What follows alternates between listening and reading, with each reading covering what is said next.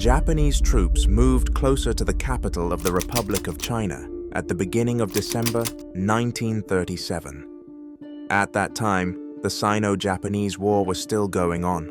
It was clear to Chiang Kai-shek, who was leader of the Republic, that Nanjing would soon be taken over by the Japanese after they invaded and took over Shanghai in August. Throughout 1937, Japanese troops kept moving through China, committing so many horrible crimes that the war was called the Chinese Holocaust.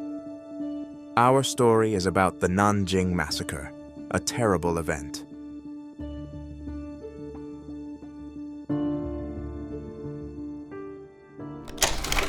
What led to the destruction of Nanjing? Japan was going to attack Nanjing, the capital of the Republic of China, as soon as they got into Manchuria, which Chiang Kai-shek and his government knew. After the Battle of Shanghai, Kai-shek, who was known as the Generalissimo, saw the Japanese coming and ran away.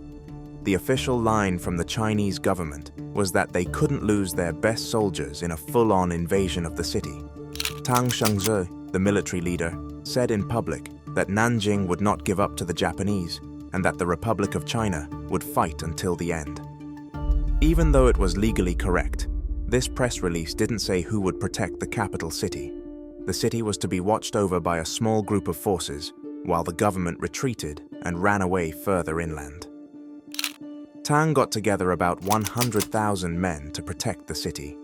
This was a big army, but most of them weren't trained, and they were led by an international committee that was in charge of Nanjing safety. The Japanese showed up at the city gates on December 9, 1937, and started dropping messages to the people inside, telling them they had 24 hours to give up.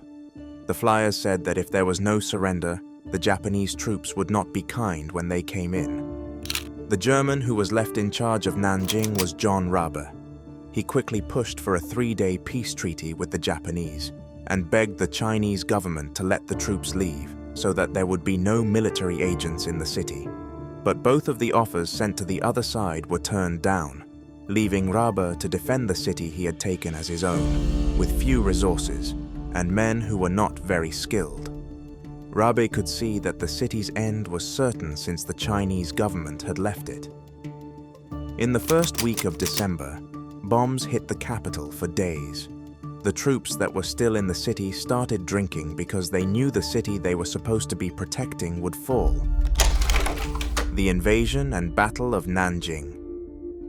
As of December 10th, Japanese troops began to invade the city from all sides because they had not heard that the city had given up. Since General Tang Shengzhe couldn't really protect the city, he told his men to leave on December 12th, even though the city was under heavy artillery fire and bombings. To put it simply, the withdrawal was terrible. Even taking civilians' clothes and other things away was one thing Chinese soldiers did to look like they were part of the civilian community. Many of the Chinese men were shot by their commanding unit as they tried to escape. After leaving, Chinese troops set fire to as much of the city as they could to try to limit the damage the Japanese could do. When the city walls were broken down on December 13th, the 6th and 116th Divisions of the Japanese Army were the first to enter Nanjing. They didn't face much resistance from the military, which made it possible for more troops and 2 Navy fleets to attack the city. The ships docked on the Yangtze River. The Japanese troops started chasing the fleeing Chinese forces as soon as they got into the city. They mostly did this to the north of the city. Most reports said that the Chinese troops were facing an all-out one-sided slaughter in the last few days of the fight. But some Japanese historians say that what the Japanese did was right, because the Chinese were still a big threat to the Japanese army. This part of the fight, called mopping up, also included refugees who stayed in the Nanjing safety zone, which was an area of 3.85 square kilometers, 1.5 square miles, where most of the people who still lived in Nanjing were living. A lot of people had already left, but those who were still there were watched over in the safety zone. Many of the people who had left the city were its richer residents.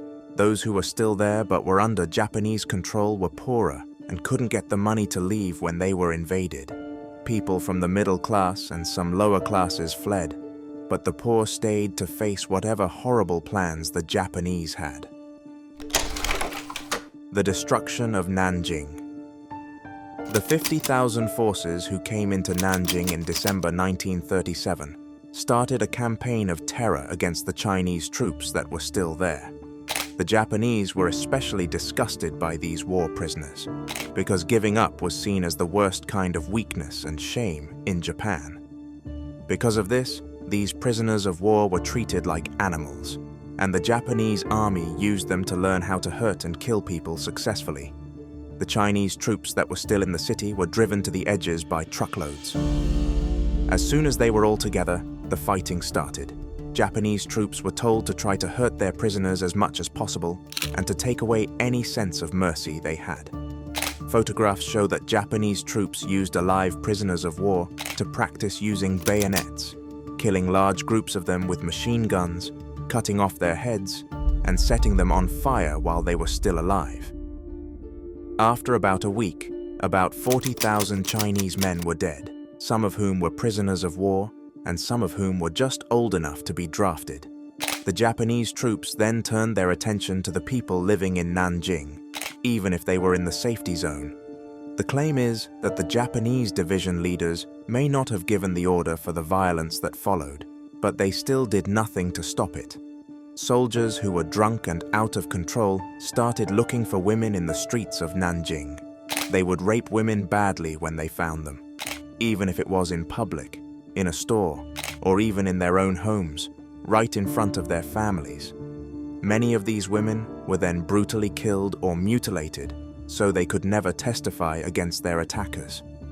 Between 20,000 and 80,000 women are thought to have been sexually attacked each year. The people who were hurt were mostly between the ages of 10 and 60, and pregnant women were not safe. Anyone who tried to fight back against the Japanese attacks was killed right there. Japanese troops killed, stole from, and set things on fire without being caught. Some stories say that Japanese soldiers would steal from stores and then lock customers and employees inside, setting the building on fire as they tried to leave. People from China had been burned or placed in mass graves after they died, making it hard to figure out how many had died. Along with this, most of Japan's war records were lost, so we may never know how many people were hurt during the 6-week siege of Nanjing. The aftermath. The Japanese army progressively withdrew from Nanjing in the early days of 1938, which brought an end to the destruction of the historical city. There was a new interim administration that had been founded, and it appeared as though a global war was on the horizon. At least according to anecdotal evidence, General Iwane Matsui of the Japanese Imperial Army expressed regret for the acts taken by his troops in Nanjing before the incident had even taken place.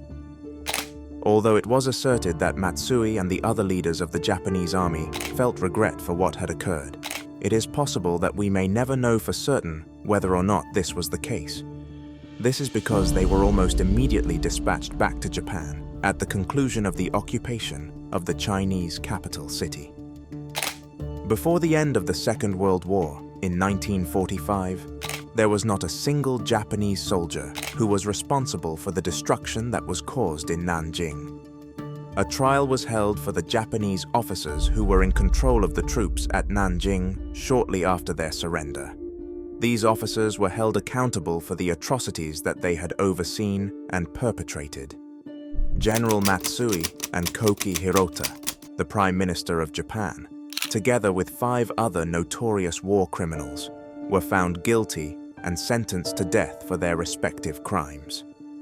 The tribunals came to the conclusion that during the siege, at least 20,000 women and girls were subjected to sexual assault, and the number of civilians that were killed was estimated to be close to 200,000. Despite the fact that the Japanese documented the atrocity and the Allies conducted an investigation into it after the war, there remains a great deal of dispute about the devastation of Nanjing in contemporary Japan. There are 2 primary factions that have emerged: those who believe that the slaughter was created or exaggerated in order for the Allies to be able to mete out victory's justice, and others who agree with the Tokyo trials, which is the name given to the tribunal that was established to try individuals who were involved. In all likelihood, the truth of what took place in Nanjing in the latter half of 1937 will never be discovered.